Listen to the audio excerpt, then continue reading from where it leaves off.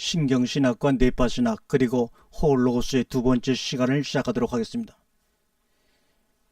신경신학이라는 학문 분야가 지금 전 세계적으로 태동하고 있습니다.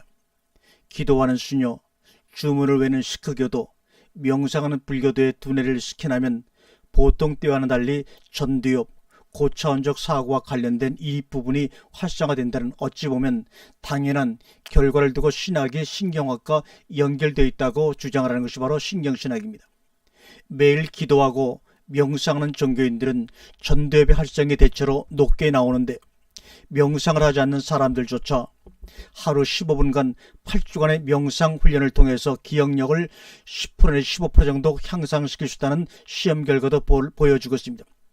요새 세계적인 베스트셀러를 찍고 있는 유라 하바라는 그런 저자는 하루에 2시간씩 매일 명상을 한다고 합니다. 또한 구글이라고 하는 그 단체들도 그런 명상을 전문으로 가리키는 사람을 회사에 두어서 직원들에게 꾸준히 명상을 하도록 한다는 것은 이미 알려진 사실입니다. 섣부른 사람들은 종교적 활동에 주는 이러한 체험이 바로 하나님을 나타내는 것이라고 주장을 하고, 나아가 하나님은 바로 우리 내에, 좀 더 부드러운 말로 우리 안에 있다고 말합니다. 그러니까 그들이 말하는 우리 안이란 말과 우리가 말하는 그리스도가 내 안에, 내가 그리스도 안에 있다는 말은 전혀 다르다는 것을 우리는 앞으로 경험하면서 확인하고 깨달아 나가야 합니다. 하지만 이와 같은 단순한 과학적 실험 결과는 신의 외적 존재 여부를 결정할 만한 어떠한 단서도 사실은 포함하지 않고 있습니다.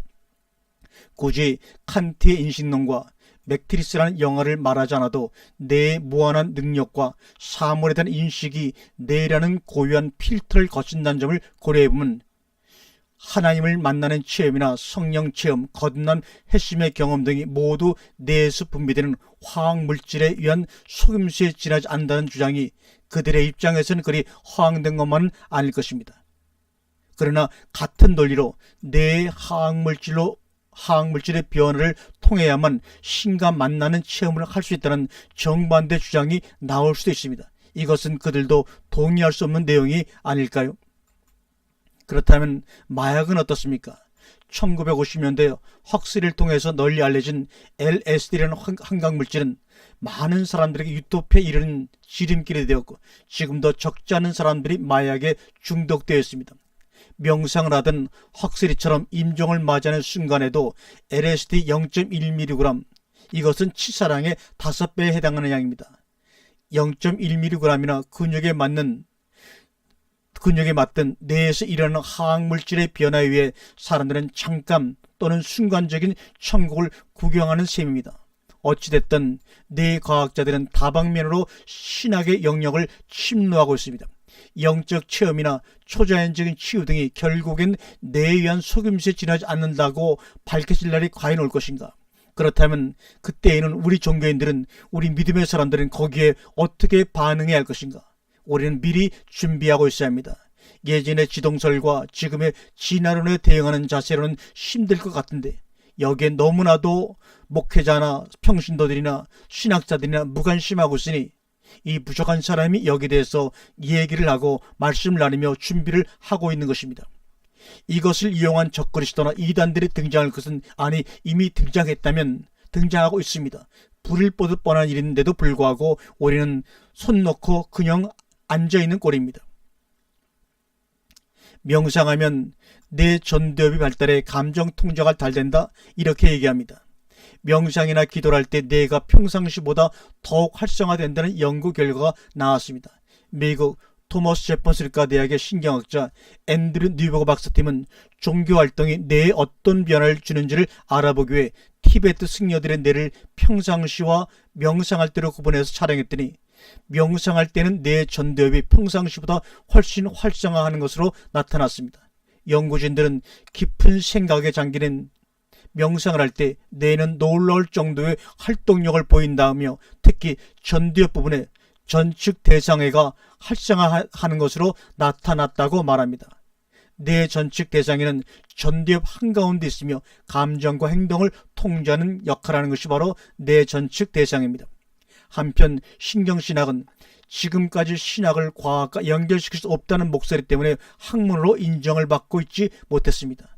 연구진들은 이것이 신의 선물이라고 말할 수는 없겠지만 기도를 하고 명상에 잠기는 것은 꼭 자신이 믿는 신을 위한 것만 아니라 자신의 뇌에도 도움이 되는 행동이라고 말하고 있습니다. 이 연구 결과는 미국 공영 라디오 방송 NPR에서 방송됐으며 영국 일간지 데일리 메일 등이 보도를 했습니다. 그러면 이것에 대해서 신경신학에 대한 반박을 하는 사람들의 논지를 또한 말씀드려보고자 합니다. 신경신학은 신과 종교의 기원을 신경생물학의 바탕을 두고 연구하며 인간의 영성과 내 사회 관계를 밝혀내려는 사실 최신 학문이다, 이렇게 얘기합니다. 그래서 신경신학에 대하여 과학문화연구소의 이인식 소장님이 쓰신 21세기의 키워드와 아주 특별한 과학 엔세이를 통하여 접하게 되었고, 신문에 게재한 이 소장의 글들도 여러 번 접하며 관심을 갖게 되었습니다. 따라서 신경신학에 대한 본 글에서의 언급은 전적으로 이인식 소장의 글을 인용한 것임을 먼저 밝혀둡니다.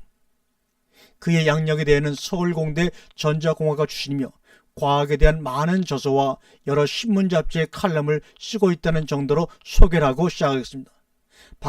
반박을 하기에 앞서서 21세기 키워드 359페이지와 361쪽에 나오는 신경신학에 대한 글을 소개를 먼저 여러분들에게 인용을 하도록 하겠습니다.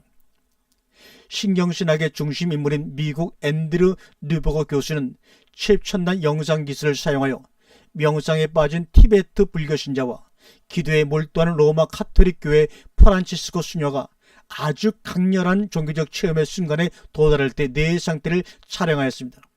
그 결과 명상이나 기도에 절정에 이르렀을 때 뇌의 특정 부위에 입력 정보의 정상적인 공급이 차단되면서 제 기능을 발휘하지 못하는 것으로 밝혀졌습니다. 이러한 뇌 활동의 비정상적 변화 때문에 자신을 초월하는 종교적 경험, 곧 신비 체험을 현실보다 더 생생하게 느끼게 된다고 그들은 주장하고 있습니다. 따라서 이들이 하나님과 일체가 되는 것을 생생하게 느꼈다거나 제한적인 감각세계를 초월하여 우주와 궁극적인 일체를 느끼는 상태에 도달했다고 표현하는 것은 결코 희망적인 생각이나 환각이나 망상으로 나타나는 것이 아니라 객관적으로 관측할 수 있는 일련의 신경학적인 사건들과 관련이 있다는 것입니다. 신경신학자들의 이러한 결론은 신이 진실로 존재한다면 신이 자신의 존재를 드러낼 수 있는 유일한 장소는 뇌밖에 없다는 충격적 의미를 함축하고 있다고 그들은 주장하고 있습니다. 신이 인간의 뇌 속에 존재한다고 주장하는 신경신학자들이 종교적 경험에 대한 신경학적 토대로 제시하는 또 다른 사례는 종교의식에서 경험하는 경외함과 뇌의 변형계 사이에 밀접한 관계가 있다는 사실입니다. 변형계는 정서 반응을 관장하는 신경회로의 집합체입니다. 종교의식에서 냄새, 색다른 제스처, 반복적인 소리를 결합하면 변형계를 자극하여 종교적 경외감을 증대시키는 것으로 밝혀졌습니다. 또한 변형계 간질 발작을 일으킨 사람들이 갑작스러운 황홀감과 종교적 경외감을 경험하기도 한 것으로 알려졌습니다. 예컨대 사도 바울에게 예수의 목소리로 들리는 환청을 일으켰던 밝은 빛, 잔다르크가 들었던 하나님의 목소리, 아빌라의 성녀 테레사가 본 환각은 간질 반짝 상태가 그 원인일 가능성이 매우 높다고 그들은 얘기를 합니다. 톨스토옙스키는 간질 발작 중에 신을 만난 적이 있다고 수리하였습니다. 또한 뇌수술을 집도한 의사들은 변형계의 자극을 받은 환자들이 가끔 종교적 감정을 느꼈다고 말한 적이 있다고 보고됐습니다. 요컨대 신경신학자들은 변형계가 종교적 체험의 필수적임을 시사하는 사례들을 통하여 신이 사람의 뇌 속에 존재한다는 사실을 확인할 수 있다고 강조합니다. 그러나 그것이 과연 맞는 얘기일까요? 하나님이 어떻게 인간의 뇌 속에 제한되어서 존재한다고 어떻게 말할 수 있는지, 강연 인간들 이렇게까지도 망가질 수가 있구나, 이렇게까지도 자신의 존재를 깨닫지 못하고 있구나 하는 것을 다시 한번 확인할 뿐입니다. 신경신학자들의 논리에 따르면 신은 인간의 뇌가 만들어내는 개념에 불과하며 내 안에 항상 머물게 된다고 그런 얘기를 합니다. 종교의식에서 경험하는 신과의 일체감과 경외감을 내세포의 단순한 깜빡임이 만들어낸 결과물로 치부한다면 신의 은총은 말할 것도 없고 인간의 의지는 아무짝에도 쓸모없게 되는 것이 아닙니까? 종교인들은 신경신학자들에게 신이 그 안에 존재한다는 그런 복잡한 일을 누가 만들었는지 저는 묻고 싶습니다. 종교적 체험을 내 활동과 관련하여 연구하려는 과학자들의 시도를 불경스러운 것으로 비난만 하여서는 안 됩니다. 그러나 그것은 그 나름대로 종교적 체험을 설명하는 데 도움이 될 수도 있기 때문입니다. 그러나 인용문과 같은 결론은 무신론자들의 비약이며 상상의 산문이며 하나님을 망령되게 만드는 그런 미혹한 영들에 붙잡힌 사람들의 얘기라고 저는 주장할 수밖에 없습니다. 바로 이 점을 성령과 악령의 존재를 체험한 이 시대 최고의 지식인들이 체험한 사실과의 관련하여 반박하고자 합니다. 우선 제가 반박하려는 전체적인 논조를 설명하면 이렇습니다. 신경신학자들의 신은 내 속에 존재하는 개념일 뿐이며 그 개념이 외부의 자극에 의하여 작정되어 내 활동의 변화를 일으키며 그로 인한 인호인의 환상이나 환청 등의 종교적 체험이 나타난다고 만약에 한다면 그들은 작용을 일으키는 동인의 존재와 그 때문에 작동되는 변이를 혼동할 수 있다고 말할 수 있습니다. 예를 들어서 어떤 사람이 텔레비전에서 방송되는 방송국을 보고 눈물을 흘린다고 생각해 보겠습니다. 그가 눈물을 흘린 것은 틀림없이 내 속의 변형계가 그와 같이 작동을 하여 눈물을 흘리게 된 것은 맞습니다. 그렇다고 해서 내 속의 변형계를 작동시킨 외부의 동인은 텔레비전이 내 속에 존재하는가? 그렇다고 한다면 그런 억지가 어디에 있겠습니까? 또 텔레비전이 그의 앞에 없었다면 그는 눈물을 흘린 일도 전혀 없었을 것입니다. 그리고 인간은 돌덩이 같은 무기물이 아니므로 외부의 자극에 대하여 내가 반응하는 것은 당연한 일입니다. 그에 따라 내 속에 어떤 소리나 영상이 나타날 수 있습니다. 하나님은 인간을 그렇게 창조하셨고 만드셨습니다. 따라서 그 메커니즘을 모를 리 없는 성령이나 악령이 직접 뇌를 자극하여 어떤 소리나 영상이 나타나게 못할 리가 없는 것입니다. 또한 신은 내 속에 개념으로 존재한다는 신경신학자들은 바로 이 변인 과정만을 포착하고 이것을 논리적으로 비약하여 잘못된 결론을 돌출하고 말았습니다. 뿐만 아니라 성령이나 악령의 활동은 뇌를 동작시키는 것만이 아닙니다.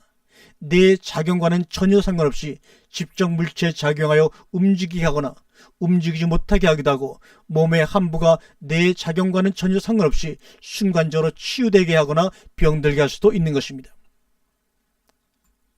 또 이러한 뇌 속의 작용 때문에 무의식으로부터 나타나는 꿈이나 단순한 환각 등을 보면 매우 시공간적으로 조직적이지 않고 연속적으로 나타날 경우에도 내용상 비연속성을 띠고 있죠.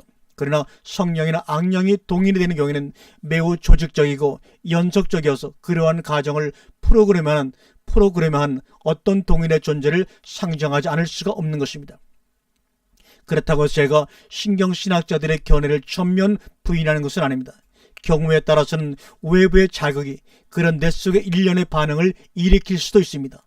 즉 독실한 믿음의 소유자가 부흥의 분위기 속에 깊이 빠져들면서 이전에 각인되어 있던 뇌세포가 재생되는 현상을 상정할 수도 있는 것입니다. 그러나 뇌의 활동을 훨씬 초월한 성령과 악령의 존재와 활동을 전면적으로 부정하면서 단지 뇌세포의 활동만으로 보려는 것은 매우 어설픈 견해인 것은 확실합니다.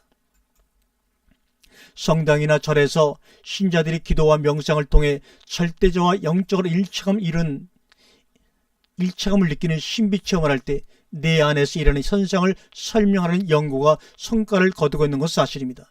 인간의 영성과 뇌의 관계를 탐구하는 신생학문은 신경신학 또는 영적 신경과학이라고 현재 불리고 있습니다. 1975년 미국의 신경학자인 노먼 게스빈트 박사는 간질 발작이 머리 양옆을 따라 위치한 축두엽에서 발생하는 것을 처음으로 밝혀내고 간질이 때때로 강력한 종교적 체험을 유발한다고 주장을 했습니다. 사도 바울, 잔다르크, 톨스토예프스키는 간질 발작에 의해 신비체험을 한 인물로 알려져 있습니다.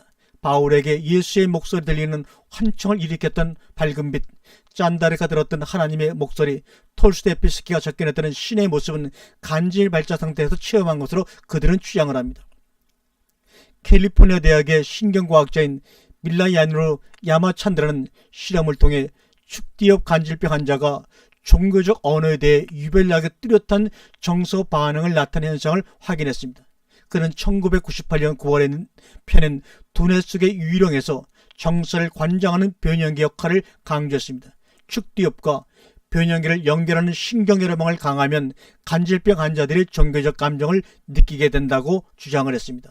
이를 계기로 축디업이나 변형계뿐만 아니라 다른 부위에서도 다양한 종교적 감정이 발생할 가능성이 제기되었습니다. 이러한 발상으로 괄목할 만한 연구 성과를 거둔 대표적 인물은 펜실베니아 대학의 신경신학자인 앤드류 뉴버그입니다. 그는 뇌영상 기술을 사용하여 명상에 빠진 티베트 불교 신자와 기도에 몰두하는 카톨릭의 프란치스코 수녀가 아주 강렬한 종교 체험의 순간에 도달할 때 뇌 상태를 촬영했습니다. 그리고 2001년 4월에 펴낸 Why God Wants to Go Away, 즉 신은 왜 우리 곁을 떠나지 않는가라는 책에서 뉴버그는 명상이나 기도의 절정에 이르렀을 때 머리 꼭대기 아래 자리한 두정의 일부에서 기능이 현저히 저하되고 이마 바로 뒤에 있는 전두엽 오른쪽에서 활동이 증가되었다고 밝히고 있습니다. 그리고 2002년 미국의 신경과학자 리처드 데이비슨 교수 역시 기능성 자기공명 영상장치, 즉 fMRI 장치로 명상 중인 불교 신자 수백 명의 뇌를 들여다보고 뉴버그와 비슷한 연구 결과를 발표한 적이 있습니다. 전두엽이 신비체험에 관련된 것으로 밝혀짐에 따라 신경신학의 연구는 뇌의 다른 영역으로 확대되었습니다. 캐나다 몬트리올 대학의 신경과학자인 마리오 보리가드는 fMRI를 사용하여 카레메파 수녀 15명의 뇌를 들여다보고 수녀들이 하나님과 영적 교감을 회상할 때 비로소 활성화되는 부위를 6군데 발견했습니다. 예컨대 로맨틱한 감정과 관련된 부위는 미상하게 활동이 더욱더 증대되었다는 것입니다. 아마도 절대자에 대한 수녀들의 무조건적인 사랑의 감정이 초래한 결과인 듯합니다. 그리고 2006년 신경과학통신 9월 25일자 발표한 논문에서 보리가드는 수녀들의 종교적 체험에 관련된 뇌 부위가 다양한 것은 그만큼 인간의 영성이 복잡한 현상임을 방증한다고 그는 주장했습니다. 보리가드의 연구 결과는 신비체험이 가령 축대역과 같은 특정 부위에 국한되지 않고 뇌 전체에 분포한 신경회로망에 의해 발생하는 현상임을 보여준 셈입니다. 또한 9월 초에 그가 펴낸 영적인 뇌, 더 스피리추얼 브레인이라는 영적인 뇌에서는 신경신학의 현주소를 소개한 저술로 높게 평가를 하고 있습니다. 신경신학의 연구 결과를 고지고대로 받아들이면 신은 인간의 뇌가 만들어내는 개념에 불과하며 뇌 안에 항상 머무는 존재로밖에 여길 수가 없습니다.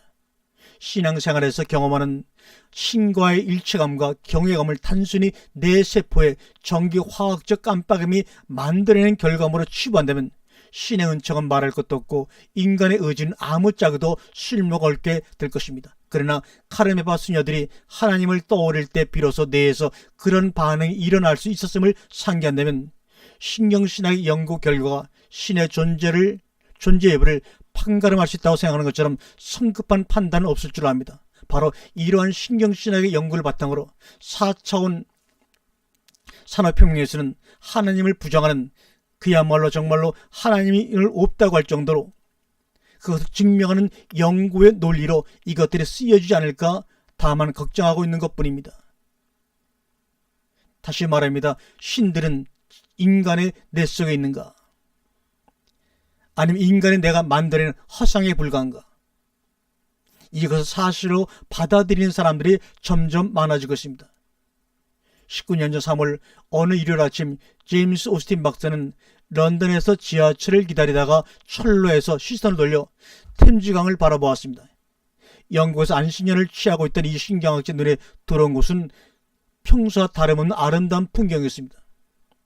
지저분한 지하철, 칙칙한 건물 몇 채, 찌푸린 잿빛 하늘 등등 그는 약간 멍한 정신으로 지금 자신이 가고자 하는 선불교 명상센터에 대해서 생각을 했습니다. 그러다 갑자기 전에는 겪어본 적이 없는 새로운 깨달음을 얻었습니다. 자신의 존재하는 의식, 주위 세계와 자신이 동떨어진 별개라는 의식이 새벽 안개처럼 사라져버렸습니다. 그는 사물의 참모습이 보였다고 당시를 해상합니다. 나라는 인식은 모두 사라졌다. 시간이 존재하지 않았다. 영혼의 느낌이었다. 그 전에 품고 있던 여망, 혐오감, 죽음에 대한 공포, 그리고 자아 개념의 암시가 사라졌다. 나는 사물의 궁극적 본질을 파악한 은총을 얻게 됐다고 그는 얘기합니다. 이를 두고 신비한 체험이니 영적 순간이니 또는 종교적 직관이니 하고 말할 수 있겠지만 오스틴의 생각은 달랐습니다. 그는 그 은총의 순간을 인간의 감각세계 너머에 존재하는 현실의 증거로 보지 않았습니다. 하물며 신이 존재한다는 증거라고는 더더욱 그는 생각지도 않았습니다. 오스틴은 그것을 내가 존재한다는 증거로 받아들였습니다. 그가 잘난 체하는 것은 아닙니다. 신경신학자 입장에서 그는 우리가 보고 듣고 느끼는 생각하는 모든 것은 뇌에 의해 전달되거나 만들어진다고 생각을 합니다. 따라서 오스틴은 그 지하철역의 체험을 계기로 신비한 영적 체험의 신경학적 배경을 연구하기 시작했습니다. 시간과 두려움과 자의식이 사라졌다는 느낌을 얻으려면 내 특정 회로가 차단돼야 한다고 그는 생각을 했습니다. 문제는 어떤 회로인가 하는 점이었습니다. 위협적 상황을 감지하고 공포를 느끼게 하는 손의 편도의 활동이 차단돼야 한다고 그는 생각했습니다. 공간 감각을 관장하고 자아와 세계를 명확히 구분해주게 하는 두 종의 회로도 멈춰줘야 한다. 시간 감각을 관장하고 자기 인식을 가능하게 하는 전두엽과 축두엽 회로도 분리돼야 한다. 오스틴은 최근 논문에서 그러한 현상이 일어나면 우리가 자아의 고등기능이라고 생각하는 것들이 잠시 떨어져 나가거나 사라지거나 의식에서 지워진 것 같이 든다는 결론을 그는 내렸습니다. 1998년 그가 발표한 선과 뇌라는 844쪽짜리 논문은 신빙성이 적은 뉴에이지 서적 전문 출판사가 아니라 미국 MIT 매사추세츠 공대 출판사가 그 책을 발간했습니다. 그 뒤로 점점 더 많은 과학자가 신경생물학 차원에서 종교와 영성을 연구하는 신경신학에 뛰어들게 되었습니다. 지난해 미국 심리학회는 가상태 체험과 신비체험 등 불가사의 체험을 다룬 다양한 비정상 체험의 세계를 또 책으로 발견했습니다. 미국 콜롬비아 대학에서 신설된 과학과 종교 연구센터 한 프로그램은 영적 체험을 할 때 인간의 뇌에서 어떤 특이한 주기적인 활동이 일어나는지를 연구하는 단체입니다. 그 학술지인 의식연구저널은 지난해 12월에서 구세주와 하나가 되는 느낌과 무의식 속 무속적 의상들을 포괄하는 종교적 순간을 집중 조명했습니다. 이달에는 종교의식이 뇌의 전두엽에 어떻게 작용해 낙천적 생각과 창의력을 길러주는 가는 등의 주제를 다룬 머릿속의 종교라는 책이 미국 서점에 깔려버리고 말았습니다. 또 지난 4월에 출간된 왜 신은 사라지지 않는가에서 펜실베니아 대학의 앤드류 뉴버그와 이제 고인이 된 그의 공동 연구자 유진 다클린, 깊은 명상에 잠긴 티베트 불교 신자들과 한창 기도에 몰입한 프란체스코 수녀들로부터 수집한 뇌 이미지 데이터를 사용했습니다. 그들의 행동을 설명하는 과정에서 대뇌엽 및 열구와 관련된 신경학적 용어가 많이 나오기도 합니다. 그러나 요점만 말하자면 그들은 뇌의 영적 회로를 파악하고 종교의식이 어떤 경위로 신자와 비신자를 다 같이 감동시키는 위력을 지니고 있는지를 설명하기 위해 그 데이터를 이용했습니다. 새로운 연구들의 공통점은 신비한 영적 체험의 신경학적 배경을 밝혀내고자 하는데 열정이 담겨 있다는 것입니다. 매사추세츠 힐턴 칼리지의 심리학자 데이비드 울프는 그의 표현을 통해서 우리가 일상적으로 겪는 현실과는 다른, 어떻게 보면 일상적 현실보다 더 고차원적인 새로운 현실에 직면했다고 느낄 때 우리 뇌에 어떤 현상이 일어나는지를 알아내고자 하는 열정이 있습니다. 신경신학에서 심리학자와 신경학자들은 시공을 초월해 존재하는 것 같은 체험을 하는 도중 내 어느 부위에 불이 들어오고 어느 부위에 불이 꺼지는 집중적으로 집어내려고 했습니다. 그런 점에서 이 같은 연구는 명상을 하면 뇌파가 변한다는 사실을 밝히는 1950년대와 1960년대의 기초 연구와는 전혀 차원이 다릅니다. 당시의 연구는 왜 뇌파가 변하는지, 혹은 어떤 부위가 그 변화를 일으키는지에 대해서는 알아내지를 못했죠. 당시에는 살아서 움직이는 뇌 신경 이미지를 포착하는 과학기술이 발달하지 못했기 때문이었습니다. 대조적으로 오늘날의 연구는 우리가 신의 존재를 느낀다고 생각하거나 기도의 몰입이나 종교의식 또는 종교음악을 통해 환희를 느낄 때 활발하게 움직이는 뇌로가 어떤 것인지를 파악하고자 합니다. 비록 이 분야는 생소하고 확실한 답이 나오지 않았지만 한 가지는 분명합니다. 영적 체험은 문화, 시간, 신앙을 초월하는 일관성이 있기 때문에 인간의 뇌의 구조와 작동 과정을 반영하는 것일 가능성이 있는 공통의 핵심 요소가 있음을 암시한다고 울프는 말하고 있습니다. 내 몸속에 에너지가 집중된 뒤 무한한 공간으로 뻗어나갔다 돌아오는 느낌이 들었다. 정신의 이온세가 이온되고 진한 애정을 느꼈다. 내 주위의 경계를 떼어내버리고 명확하고 투명하며 즐거운 환희의 경지와 어떤 에너지에 닿는 느낌이 들었다. 모든 사물에 연결된 깊고 심오한 느낌도 들면서 실은 진정하게 분리된 적이 없었다는 깨달았다. 이렇게 그들은 얘기합니다.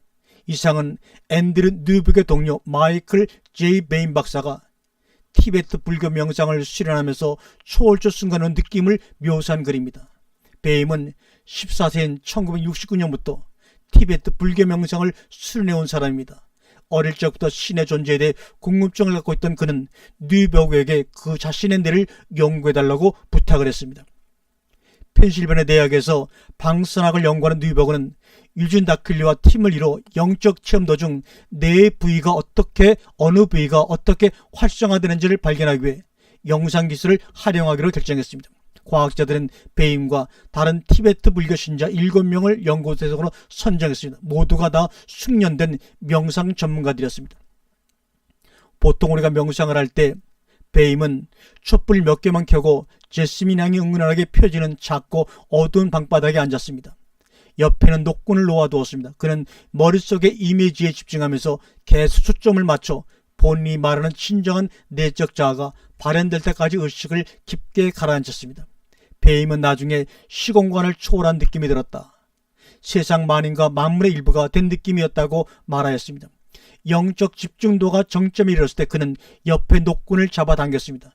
그 녹군의 다른 쪽 끈을 잡고 방밖에 웅크리고 앉아있던 뉴버그는 녹군이 당겨지는 순간 베임의 오른팔에 닿아있는 정맥주사 라인에 방사선 추적자를 주입했습니다. 잠시 뉴버그는 베임을 단일 광자 단층 촬영기 앞으로 속히 데려가서 그 기기는 추적자를 감시해 뇌 속의 피 흐름을 추적하기 시작했습니다. 피 흐름은 신경활동과 상관관계가 있습니다. 단일 광자 촬영 이미지는 과학자들이 초월적 체험을 찍은 사진 중 가장 근사치에 가깝다고 얘기합니다. 역시 예상대로 주의력을 관장하는 전디어 피질이 붉게 변했습니다. 결국 베임은 엄청난 집중력을 발휘하고 있었던 것입니다. 그러나 그보다 두드러진 현상은 뇌 특정 부위가 비활성화된다는 점입니다. 뇌 상부와 후부를 포괄하는 상두정엽의 신경다발이 어두워졌습니다. 위치, 방향, 인식 영역이라는 별명이 붙은 이 부위는 공간과 시간 정보, 공간 속에서 몸의 위치와 방향에 대한 정보를 처리하는 기능입니다. 이 부위는 자신의 몸과 외부 세계의 경계선을 인식하게 해주고 특히 좌측위치, 방향의 영역은 몸이 다른 물체와 구분된다는 것을 느끼게 해주고 우측위치, 방향 영역은 몸이 존재하는 물리적 공간에 대한 감각을 형성하는 기능입니다. 만약 우측 위치, 방향 영역에 부상을 입으면 물리적 공간에서 움직이는 능력이 손상돼 의자 앞으로 가는데 필요한 거리와 각도를 개선할 수 없게 되죠. 위치, 방향 영역을 개선하려면 감각 정보가 입력이 돼야 합니다. 뉴버그는 깊은 명상에 빠질 때처럼 이 부위로 가는 감각 정보를 차단하면 뇌는 자아와 비자아를 구분할 수 없게 된다고 말합니다. 감각 정보가 도착하지 않으면 좌측 위치, 방향 영역은 자아와 세계 사이의 경계선을 찾을 수 없게 되죠. 그 결과 뇌는 만인 및 만물과 완전히 뒤섞인 자아를 인지할 수밖에 없는 것 같다고 뉴버그와 다큐리는 왜 신은 사라지지 않는가에서 말하고 있습니다. 마찬가지로 우측 위치, 방향 영역의 감각 정보가 주어지지 않으면 사람은 무한한 공간의 느낌을 갖게 된다고 합니다. 명상자는 자신이 무한대의 공간을 이르렀다고 느꼈던 것과 마찬가지입니다. 새로운 경험을 열린 마음으로 받아들이며 영적 교감과 평안을 느꼈다. 내 곁에 하나님이 와 계시다는 느낌이 들었다. 신의 임재라는 충만함을 느끼는 동시에 정신이 한가운데로 집중되면서 차분해지고 모든 것이 사라지는 느낌이 들었다. 하나님이 내 마음속에 스며들었다. 이상은 프란체스코 수녀 셀레스테가 SPCT 검사를 받기 직전 45분 동안 기도하며 느낀 감정이라고 여기를 적고 있습니다. 그녀가 기도에 완전히 몰입해 신의 임재를 뚜렷이 느끼고 자아가 신에 동화되었다고 느꼈을 때 그녀의 뇌는 티베트 불교 명상가들과 같은 변화를 보였습니다. 뇌 위치, 파행 영역이 어두워진 것입니다. 뉴버그는 셀레스테와 연구에 참여한 다른 수녀들의 느낌과 명상가들의 체험은 착각도 아니고 소망도 아니었다. 그들의 뇌에서 실제로 생물학적으로 입증이 가능한 활동이 일어났다고 그는 강조합니다. 명상이 두뇌 활동에 영향을 미친다는 사실은 심리학자와 신경과학자들이 오랫동안 인정하지 않았던 체험에 현실성을 부여하는 것은 물론 말로 표현할 수 없는 초월적 체험이 왜 경이로운 저녁 노을을 보거나 발가락을 다칠 때만큼이나 실제적인지를 그들은 설명해 준다고 얘기합니다. 종교적 체험이 내 활동을 통해 드러난다는 점은 사실 그리 놀라운 일이 아닙니다. 천둥소리, 푸들의 모습, 공포심, 물방울 무늬의 성의 이미지 등 우리가 체험하는 모든 것은 종교적 체험이 아니더라도 뇌의 흔적을 남기게 되어 있습니다. 신경신학은 단순히 영적 감정의 신경의 흔적을 남긴다는 사실을 확인하는 데 그치지 않습니다. 신경신학자들은 영적 체험에 관한 뇌의 영역을 설명하고 그런 체험이 발생하는 과정을 추적함으로써 누구나 그런 체험을 할 수 있는지 또 영적 체험이 왜 특정 성질을 띠는지를 알아내고 싶어하는 것입니다. 행성들의 노랫소리 들리고 빛의 물결이 끊임없이 내게 밀려왔다. 그러나 나 역시 그 빛의 일부였다.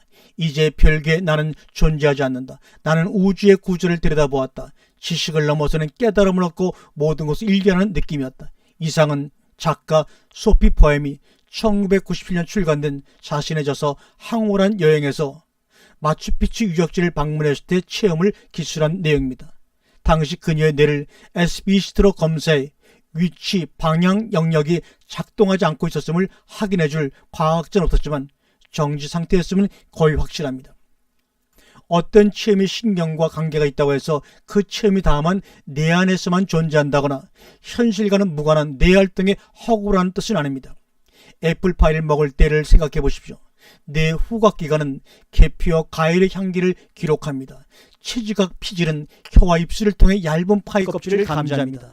시각 피질은 파이의 생김새를 기록합니다. 과거에 할머니의 주방이나 길모퉁이 빵집에서 경험했던 파이에 대한 기억들은 연상 피질을 활성화시킵니다. 시간이 남아도는 신경과학자라면 파이 생각을 하고 있는 뇌 양전차 단층 촬영을 해볼 수 있을 것입니다. 그러나 그렇다고 해서 실제하는 파이를 부정하는 것은 아닙니다.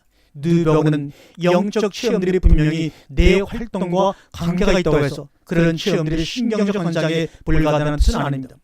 사과를 먹는 즐거움을 체험하게 해주는 신경적 변화 덕분에 사과가 존재한다고 말할 수 없듯이 영적 자극이나 감각이 뇌 활동 위에 유발된다고 말할 수 없다고 주장합니다.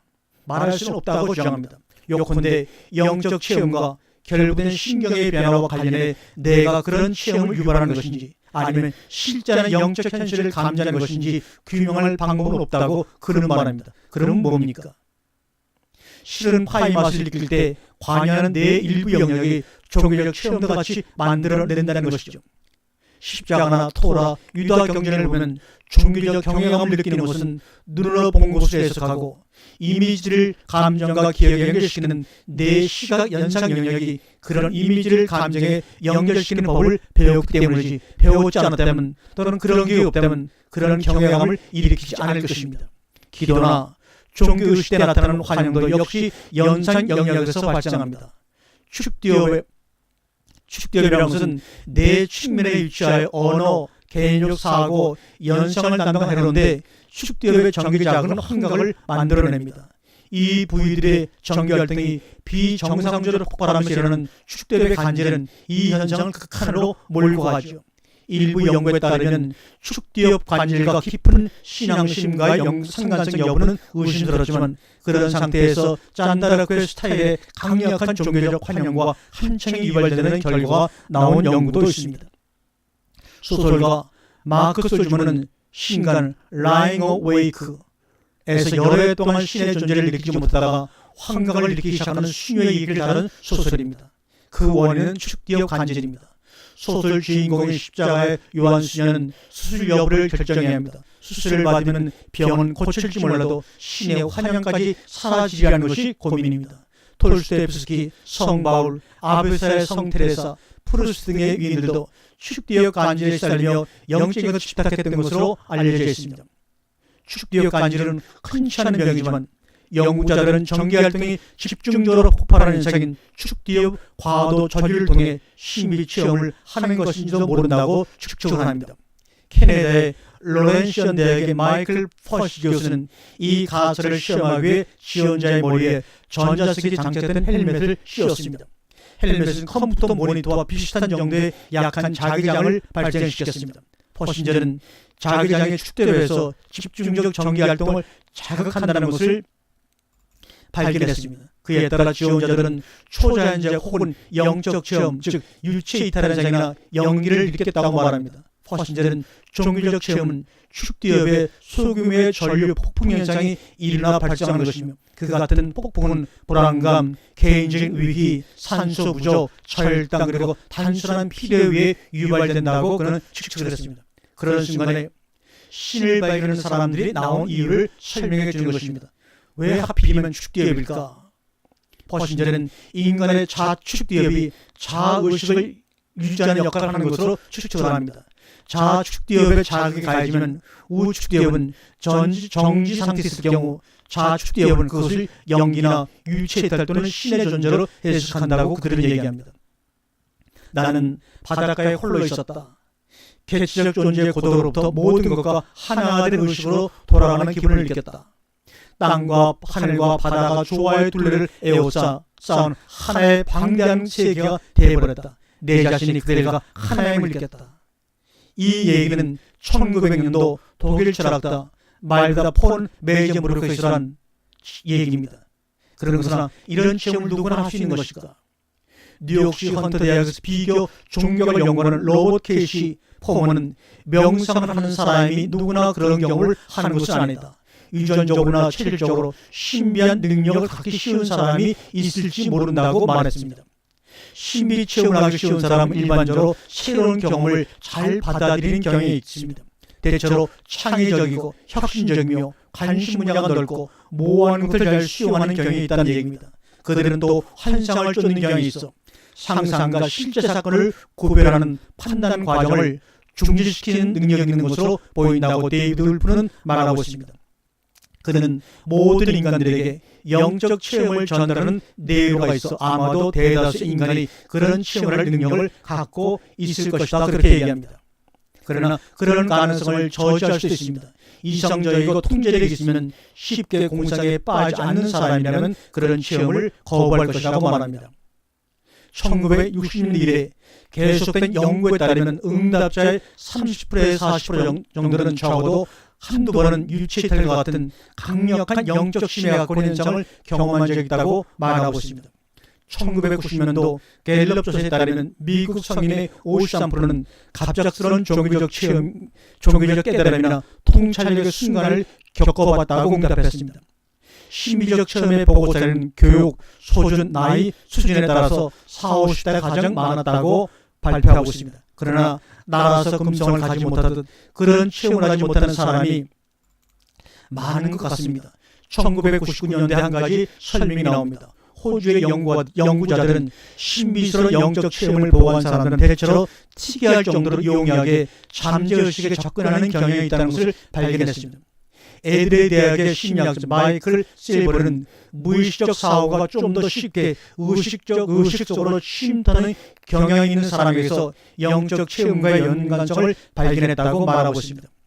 유감스럽게도 과학자들은 잠재적 사고가 의식으로 표출되는 사람과 그렇지 않은 사람의 차이를 밝혀줄 단서는 아직까지 발견하지 못하고 있다고 합니다. 그러나 그런 경험을 짐작해주는 가장 강력한 단일 요인은 분열이라는 것입니다.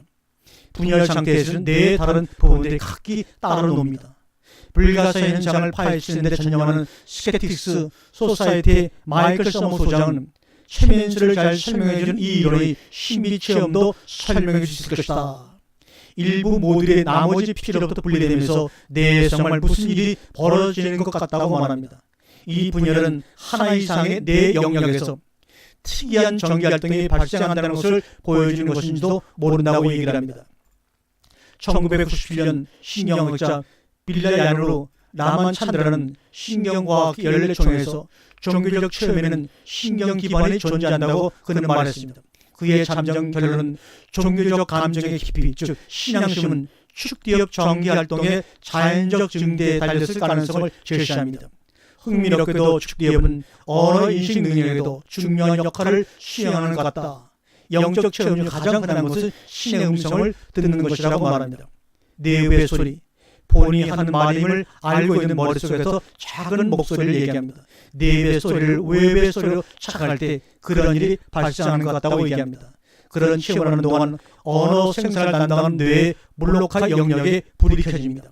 대다수 사람은 이것이 자기 내부의 목소리임을 알 수가 있습니다. 그러나 명상이나 기도를 하는 동안 흔히 그러하듯 감각 정보가 제한되면 사람들은 내부에서 만드는 생각을 외부의 소리로 착각하기 쉽다고 영국 맨체스터 대학의 심리학자 리처드 멜토는 다양한 비정상 체험 세계에서 말하고 있습니다.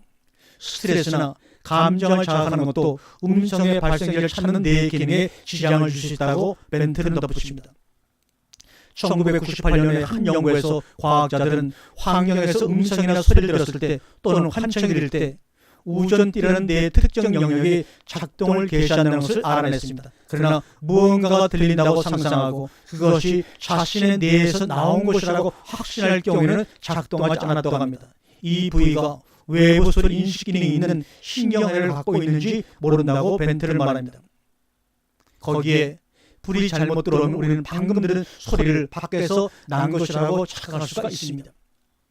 영혼의 세계를 믿지 않는다고 주장하는 사람도 종교의식이나 예배 등등에 참여하면 감동을 받을 수가 있습니다. 거기에 의식의 위력이 있습니다.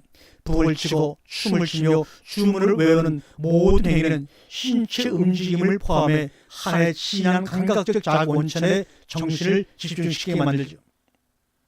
의식은 또 강력한 감정 반응을 불러일으킵니다. 다른 감각적 자극이 배제되다가 감정이 고조되는 것이 요건입니다. 그 두 가지 사항이 갖춰지면 극도의 공포감을 느낄 때처럼 내 흥분 체계가 정점에 이르는 것 같습니다. 그렇게 되면 평행 감각을 유지하는 뇌 구조 가운데 하나인 축디업 뱀마가 작동을 멈춘다고 뉴버그는 설명을 합니다. 혼잡한 고속도로에서 차량 진입을 통제하는 교통경찰처럼 신경 안의 신호의 흐름을 막는 것입니다. 그 결과 뇌 일부 부위의 감각 공급이 차단이 되죠. 그렇게 되면 차단되는 부분 하나가 명상이나 기도할 때 조용해지는 부위인 위치 방향 영역인 것 같습니다. 감각 공급이 중단되면 어디까지가 자신이고 어디서부터가 세계인지 분간하는 감각을 잊어버리게 되는 것이죠. 종교의식과 예배가 뉴버그의 표현대로 자아의 경계를 허물고 동질감과 영적 일치감을 느끼게 해주는 것은 바로 그 때문이라는 것입니다. 느린 찬송과 구슬픈 멜로디, 속삭이는 듯한 기도도 모두 같은 방식으로 맛을 부리는 것 같습니다. 해마를 직접 작동시켜 내 일부 부위의 뉴런전들을 막는 것입니다. 그 결과 내 자아의식 인식 능력이 모호해지고 종교의식의 주목적인 일체 상태의 문이 열리게 된다고 뉴버그는 말하고 있습니다. 최근 신경신학에 대한 관심이 높아지는 것은 내 속을 들여다볼 수 있는 새 도가 나왔기 때문만 아닙니다. 심리학과 신경신학은 오래전부터 종교를 등한시해왔습니다. 많은 사람의 정신세계 중심을 찾아오고 있음에도 불구하고 종교는 울프의 표현대로 과학자 입장에서는 무관심 혹은 냉담의 대상이었습니다. 기독교 신자 한 심리학자가 자신의 저서에서 인간의 삶에서 믿음의 역할을 다루고자 했으나 출판사가 독자들 눈치를 겁내 내용 대부분을 편집했다고 얘기합니다. 신경신학의 부상은 그런 태도가 극적으로 변했음을 말해주는 것입니다. 과학이 영적 세계를 얼마나 탐구할지는 미지수지만 영적 세계는 보답할 준비가 되어 있습니다. 신비체험은 신경신학 과학의 최대 미스터리인 의식에 대한 해답을 줄지도 모른다고 포모는 말합니다. 과학자들이 종교적, 영적, 신비적 체험의 생물학적 근원에 대한 탐구에서 잠정적으로 아무리 좋은 성과를 거두더라도 한 가지 미스터리는 영원히 그들 손이 닿지 않는 곳에 숨어 있을 것이 분명합니다. 과학자들은 인간의 뇌에서 어느 정도 크기의 초월적 감각을 추적해낼 수 있을 것입니다. 또 그 정도 크기로 영적인 느낌을 추적해낼지도 모릅니다. BBC 평은 그 이름에서 드러나듯 집적 모험을 추구하는 프로그램입니다.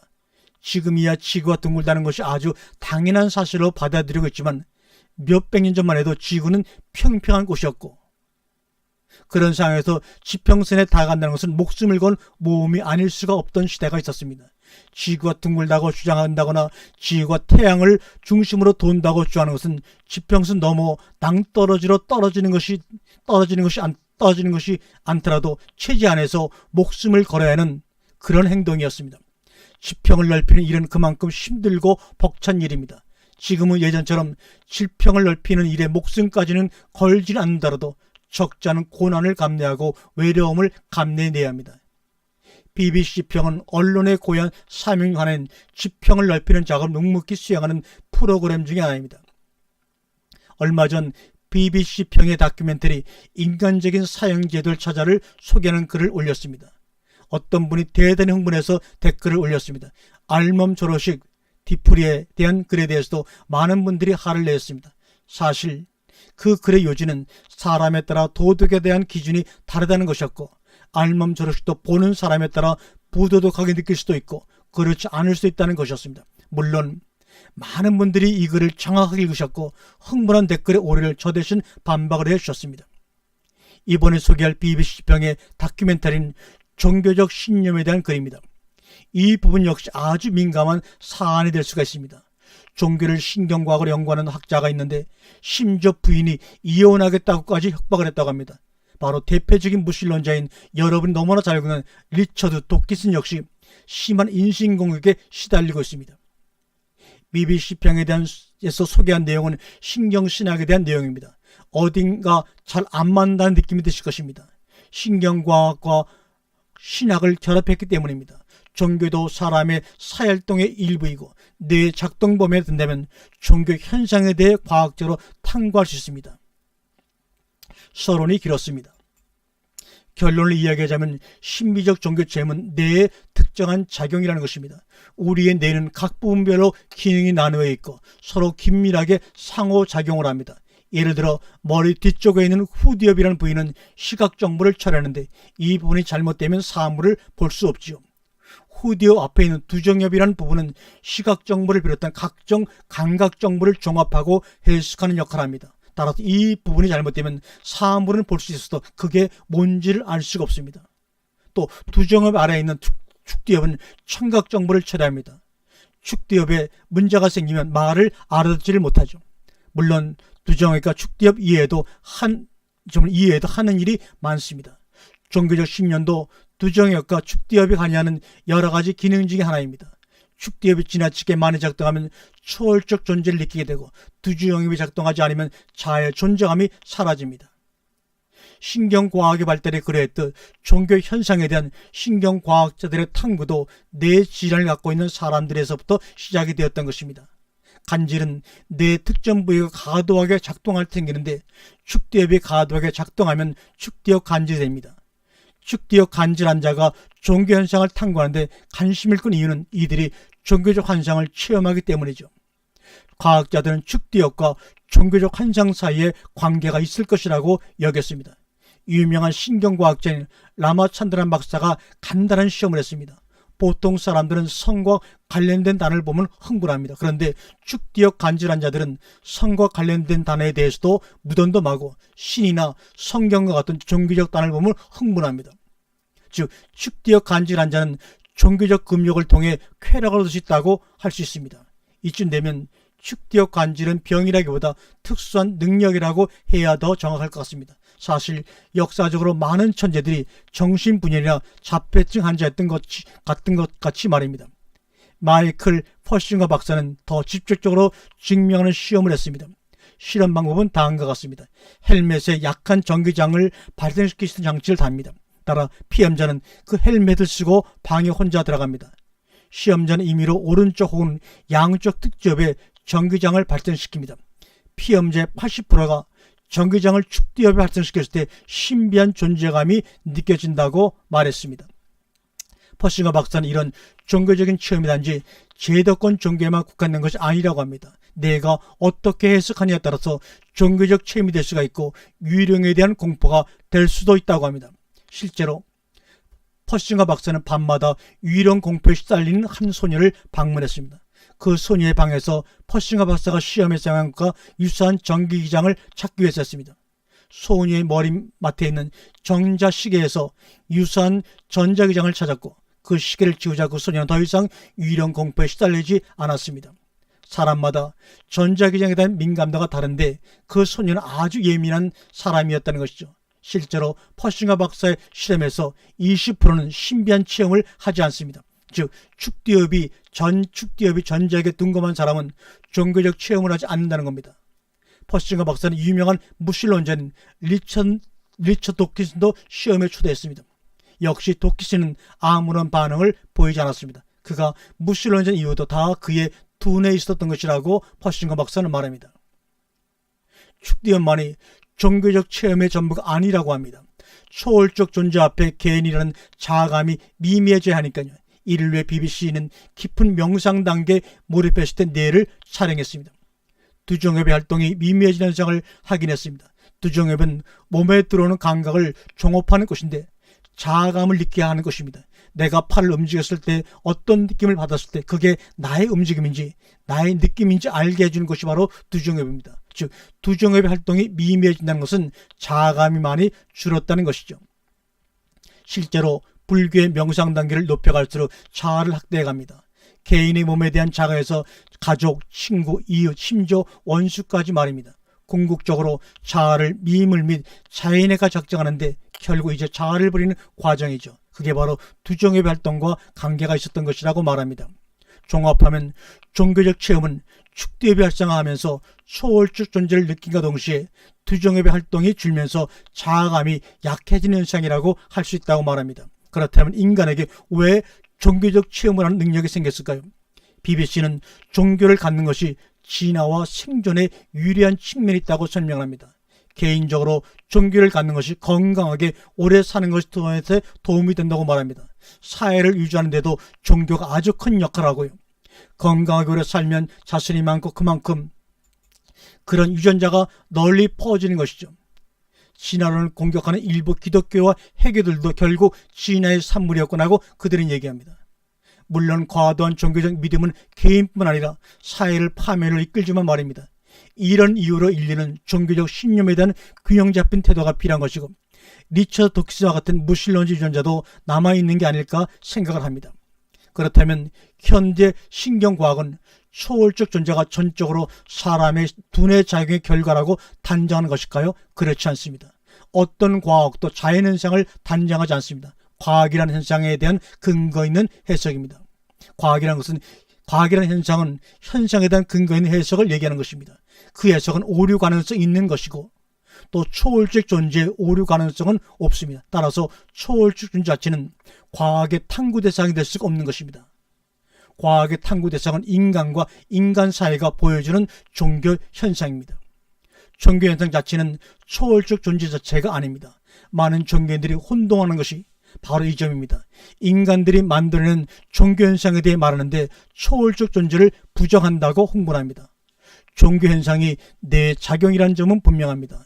뇌에 대한 탐구가 종교 현상을 설명하는 것이지 초월적 존재를 설명하는 것은 아니라는 사실 역시 중요합니다. 신께서 인간과 소통하기 위해 사람의 뇌를 이런 식으로 진화하도록 했는지는 모르는 일이죠. 라마차란 박사가 마지막에 던진 말입니다. 요는 과학을 수용하는 것이 종교적 신념을 버리는 게 아니라는 것입니다. 그러면 신경과학은 인간 본성에 관하여 완전히 설명할 수 없는가? 라는 주제를 가지고 다음 시간에 여러분들과 함께 말씀을 나누도록 하겠습니다.